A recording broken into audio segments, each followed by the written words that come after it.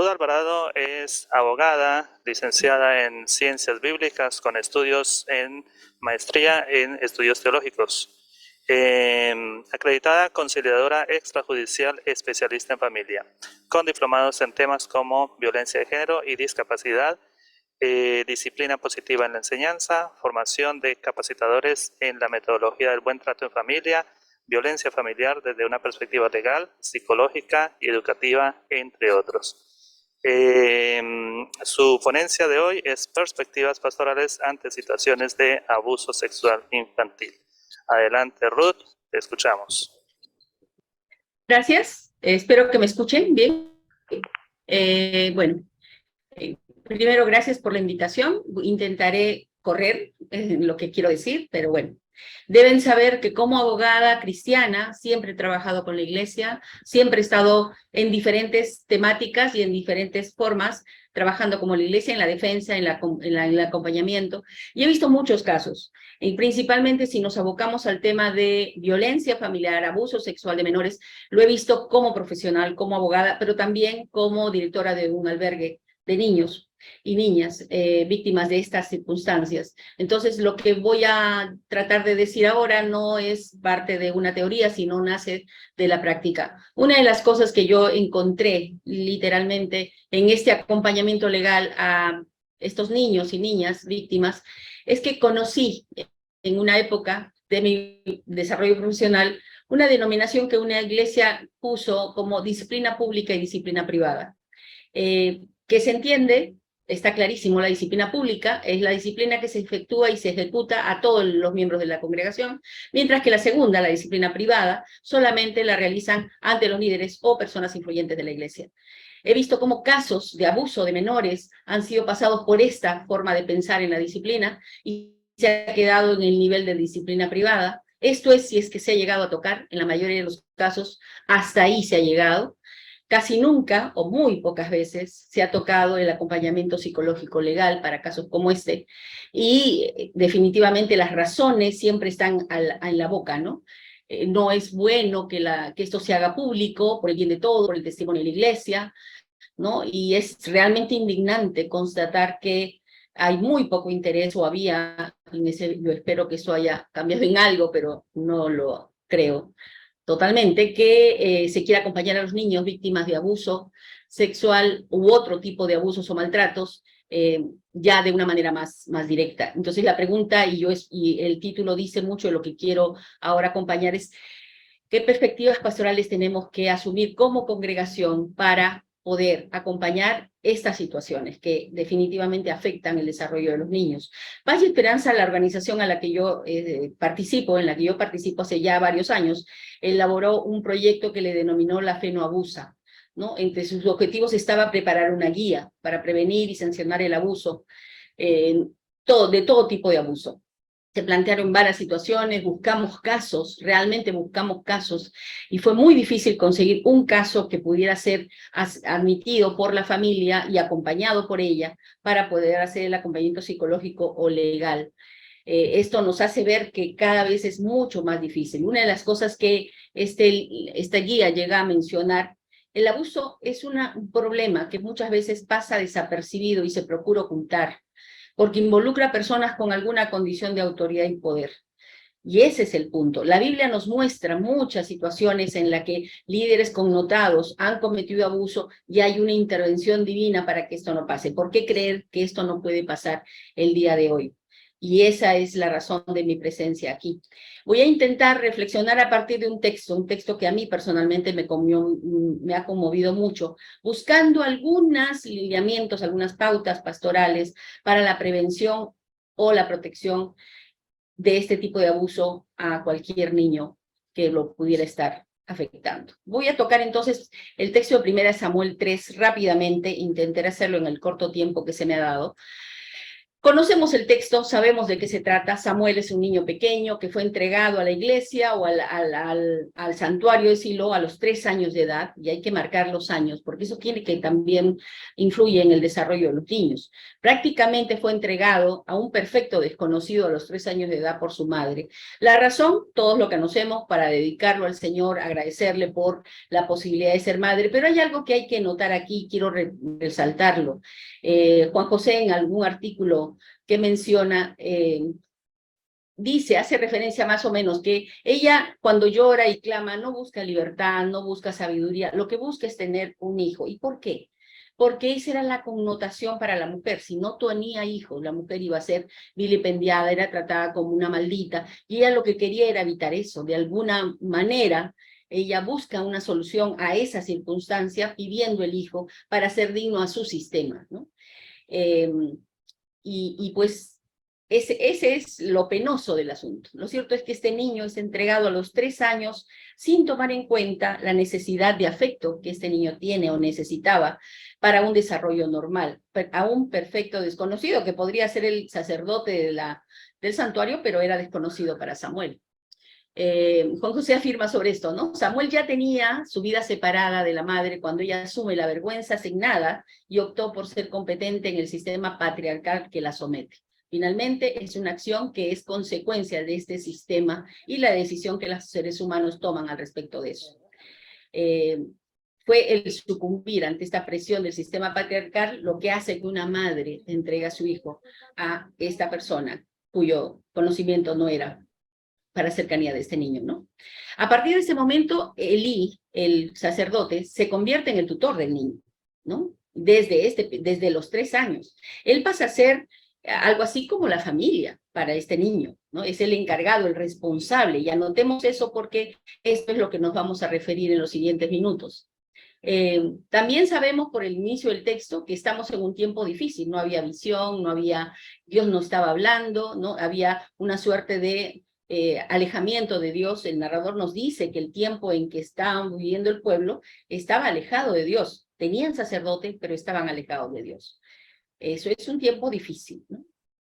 Se inicia el texto con Samuel ya más crecido, según a Josefo. Samuel tendría entonces 12 años en este momento, y era el asistente inmediato del sacerdote Elí. Esa era su función. El sacerdote ya estaba más viejito, casi ciego. La función que hacía Samuel, siempre en presencia de Elí, era de servir, atender, realizar todos los quehaceres del santuario. Pero la narrativa es un pare acá. Me dice, pero un día, porque eso pasa, estas cosas pasan un día, no 2, no 3, pasa un día, en que las cosas no son normales, cambia. Y en esta situación cambia con 2 cosas importantes de resaltar, ¿no? Primero, Elí se va a dormir, mucho porque está viejito, entonces está cansado, está agotado y se va a su cuarto a dormir, ya no está presente. Y Samuel también está cansado, se va a dormir, ¿no? Y dice dónde duerme, en el lugar más sagrado del templo, donde está el arca. ¿Se imaginan? Samuel durmiendo en el lugar santísimo, en el lugar desde donde Dios habla. ¿Y qué hora es? Es la madrugada. ¿Qué hace un niño limpiando, arreglando, poniendo en la madrugada? La vela estaba prendida entre la tarde y la mañana, dicen los textos anteriores. Todavía no amanece y él se quedó dormido de cansancio, tal vez, ¿no? Así que suponemos que el joven ha trabajado tanto que ahora está cansado y se quedó dormido, ¿no? Esta labor deberían haberla realizado los otros hijos de Elí también. Al parecer no ocurría eso, era el único el que realizaba las labores, tanto que terminaba cansado en el piso. Y tenemos que decir que también esta imagen nos lleva a otra cosa, que la espiritualidad del pueblo en este tiempo era muy débil, muy débil, porque el hecho de que él esté en el altar no es singular. También en el capítulo 4 vemos que el pueblo mismo entra al lugar santísimo e incluso se lleva el arca, ¿no? Los chicos finalmente, sabemos, de 12 años más, siempre imitan lo que hacen los otros, sea bueno o malo, y eso nos tiene que hacer pensar. La narrativa nos ubica ahora en que Dios es quien llama a Samuel, 2 veces. Pero en las 2 ocasiones Samuel piensa que es el sacerdote, el que lo está llamando, y va inmediatamente. Es un muchacho solícito, es un muchacho que sabe que su cuidador es una persona anciana, así que puede estarle pasando algo. Elí lo trata con mucho cariño, está muy considerado.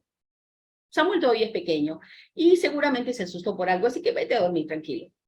Pero aquí hay un comentario del narrador que nos hace parar y ponernos con las antenas puestas, ¿no? Y es que en el versículo 7 menciona que Samuel no conoce a Dios ni se ha revelado la palabra de Dios. Y la pregunta que nos hacemos, ¿es posible que un muchacho de 12 años esté al servicio de Dios y no le conozca? ¿Puede no haber escuchado la palabra a pesar de haber sido educado por un sacerdote? Al parecer sí, es posible. No nos llame la atención. Sabemos que los hijos de Elí tampoco conocen la palabra, tampoco conocen las costumbres de los sacerdotes, sin embargo fungen de sacerdotes. Y eso nos dice mucho de la forma como ha criado Elí a sus hijos y a Samuel. Al parecer no le ha enseñado. Aquí hay una cosa que me llama la atención y que el texto utiliza, y es que el servicio de Samuel era de siervo, de esclavo. Con esto que estamos diciendo, es muy posible que Samuel haya ejecutado labor de sirviente, no tanto de hijo, sino de sirviente, en un trabajo en que lo realizaba a todas horas hasta quedarse dormido en el piso de cansancio. Explotación. Hay que recordar que Samuel ingresa al servicio de Dios bajo la protección de Elí, y por lo tanto, Elí es el responsable de su formación y de su desarrollo. Sin embargo, estamos viendo que no hay ese cuidado. O sea, Elí definitivamente no está reaccionando, no se relaciona con Samuel como familia que es. Y hay que marcar la importancia del ser familia, ¿no? La familia tiene una razón de ser para los niños. Es el de construir un espacio de fe, construir un espacio de soporte, construir un espacio donde el niño crezca en diferentes maneras. Y eso no se está cumpliendo con este niño. Este niño no conoce a Dios, ni nunca escuchó una palabra de Dios. Por lo tanto, no reconoce la voz de Dios. Y él sigue creyendo que es Elí quien lo llama. A la tercera vez, Elí, hay una anotación del narrador que dice que toma conciencia, se da cuenta. Y es que Elí procesa lo que está ocurriendo. Antes ya había hablado con el ángel de Dios y ahora están pasando estas cosas y definitivamente tiene que hacerse las preguntas básicas de la comprensión. ¿Quién llama? ¿Por qué llama? ¿Para qué llama? Y no le queda de otra que aceptar y entender que Dios es el que está llamando a Samuel. Pero hay una cosa, Samuel no está preparado para este encuentro con Dios. Él necesita darle las herramientas para este encuentro. Y le va a decir algo muy cierto, cuando él te diga, hay que instruirlo, ¿no? Cuando él te llame, le vas a decir tal y tal cosa. Pero Samuel no hace eso. Si nos damos cuenta en detalle lo que Samuel hace, mientras Elí le había dicho, le vas a decir, habla Yahvé, que tu siervo oye, Samuel le contesta, habla que tu sirviente escucha. Y se olvida del decir Yahvé, se olvida. Hay comentarios que dicen que podría ser una omisión sin ninguna intención, pero también podría ser una omisión que implique una medida de desobediencia. Finalmente, estamos en la madrugada, lo han llamado 4 veces, este muchacho está sumamente cansado, va a seguir trabajando apenas se levante, son muchas cosas en las que este muchacho de 2 años tiene que enfrentar para estar repitiendo pie a la letra lo que le había dicho el anciano. Así que puede que sea la juventud de Samuel lo que no le permita medir la importancia, la singularidad de este llamado, pero también entendamos que Samuel está cansado, es un adolescente, necesita dormir 12 horas y no ha podido hacerlo en toda la noche. Y pues van a llamarle de nuevo, así que no está con muy buenas ganas de escuchar. Incluso lo hace, pero no con muy buen ánimo seguramente. Ahora, es curiosa la imagen que proyecta este encuentro. Mientras Samuel va a dormir a su cuarto, ahora sí duerme en su cuarto, dice el texto, se va a su aposento a dormir, por fin en su cama. Mientras él va a dormir, Dios, tal vez es la primera vez que ocurre este accionar, Dios se acerca, se para y se presenta, lo llama. Este es un accionar muy curioso, muy singular de parte de Dios. La imagen, Dios parado al pie de la cama, Samuel echado. Es muy curiosa esta situación, pero que hace que Samuel se levante también abruptamente, porque el llamado es muy cercano, ¿no? Está muy cercano, pero se levanta a escuchar lo que pasa. ¿Qué es lo que Dios le dice? Cosas terribles. Terribles como que si la gente escucha lo que va a pasar, va a tener va a temblar de miedo. Que Samuel se entera, un niño de 12 años se entera que el hombre que lo ha cuidado desde los 3 años va a morir junto con sus hijos, van a desaparecer. Dios le da razones, no tendría que hacerlo, porque con solo escuchar su decisión sería suficiente, pero Dios le da razones a Samuel sobre por qué hace eso y le explica que Elí conoce de la situación, ¿no? Le explica eso, esto no es algo ignorado por Elí, él se comportó mal y nadie lo salva. No hay forma de que sea salvado por todo lo ocurrido. Para Samuel esto es catastrófico. Más allá de que sea dicho por Dios que es importante, es el hecho de que este niño de 12 años recibe la noticia más cruenta que un niño de esa edad pueda recibir, y es que se va a quedar sin familia. Un niño que ya fue abandonado una vez, que ha sido explotado seguramente, pero ahora se va a quedar sin esa familia. Buena, mala, su familia ya no la va a tener. Esta información que recibe Samuel es muy difícil de entender, muy difícil de procesar. Tan es así que la reacción de Samuel que el texto nos muestra nos va a decir su estado de ánimo. Y pensemos 2 minutos, estimada Ruth. Sí, estoy intentando correr. Tiene 12 años, está tratando de sobrevivir y ahora tiene una nueva afectación que impacta en su vida, ¿no? Y Samuel se pone a limpiar la iglesia. ¿Por qué un niño que tiene esto que le impacta en la vida, que sabe que va a cambiar del rumbo de su vida, se pone a limpiar la iglesia? ¿Cuándo ocurren estas situaciones? ¿Por qué los niños que son afectados en situaciones grandísimas, en vez de acudir en ayuda, en vez de pedir ayuda, se ponen a hacer algo, cualquier cosa que los distraiga? El texto nos va a decir la razón. Tiene miedo de enfrentarse a Elí. ¿Por qué? ¿Por qué un niño tiene miedo de enfrentar a su familia, a sus padres, al pastor? ¿Por qué tiene miedo de decir lo que teme? ¿Por qué? Preguntémonos eso. Es el temor de un niño y Elí lo sabe. Elí conoce las razones y seguramente ve al niño y seguramente percibe que hay temor aquí. En esta situación quiero mencionar algo porque es importante. Llegamos al versículo 17 del texto. Elí se acerca con mucho cariño al niño. Lo ve asustado, lo ve temeroso y él se acerca con cariño. Elí se va a preguntar y le va a decir, te ruego que no me ocultes. En este punto Elí le recuerda que es con Dios con quien ha hablado. Es curioso porque el texto utiliza Elohim, la nominación de Elohim, no Yahvé. Yahvé lo utilizó en todo el texto, pero aquí utiliza Elohim. Es Elohim con quien has hablado. Tal vez le quiera hablar sobre la fuerza, sobre el poder que Elohim tiene, ¿no? Y también sobre las normas de la obediencia y desobediencia que Elohim establece. Necesitas decir todo y con claridad. Y eso me hace pensar una cosa. Elí ha fallado en varias cosas hasta ahora. Ya le dio algunas herramientas, pero hay una que no le dio, que también habla sobre la responsabilidad de los adultos, y es las herramientas para un oficio, el oficio del vocero de Dios.